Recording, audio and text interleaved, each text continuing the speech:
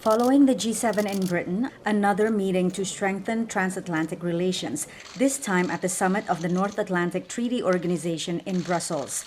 The 30-member countries reaffirmed the military alliance that binds Europe and North America. Especially at a time when authoritarian regimes like Russia and China challenge the rules-based international order. U.S. President Joe Biden is using the Monday NATO summit as well as the EU summit on Tuesday to shore up support in dealing with Beijing and Moscow ahead of his Wednesday meeting with Russian President Vladimir Putin. Russia and China are both seeking to drive a wedge in our transatlantic solidarity. We're seeing an increase in malicious cyber activity. But our alliance is a strong foundation. While allies agree they must stand firm against Moscow's activities, including cyber attacks, election meddling, and expansionist ambitions, there is less consensus in how to deal with China.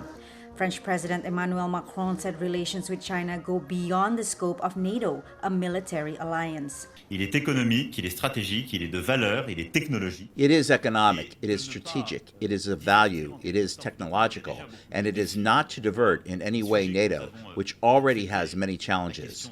Still, European leaders were united in welcoming U.S. President Joe Biden's commitment to multilateralism after 4 years of the America First doctrine under former President Donald Trump.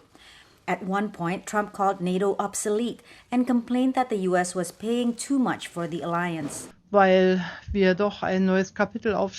were able to open a new chapter with the newly elected American President Joe Biden, who made it very clear right from the start that the United States of America has a clear commitment to NATO. The alliance adopted NATO 2030, a consultation mechanism to face growing global competition and more unpredictable threats, including the pandemic and climate change. There are still contentious issues on the table, and this summit was the starting point of a reflection process that will lead to allies agreeing on renewing their strategic concept, which is basically their roadmap in terms of what they want to do together. Leaders discussed U.S. and NATO troops withdrawal from Afghanistan scheduled by September 11th this year. Biden also met with Turkish President Recep Tayyip Erdogan. U.S. relations with Turkey are strained, particularly after Ankara's purchase of Russian S-400 missile defense system, support for Azerbaijan in the 2020 Nagorno-Karabakh war with Armenia, and military offensive in Syria.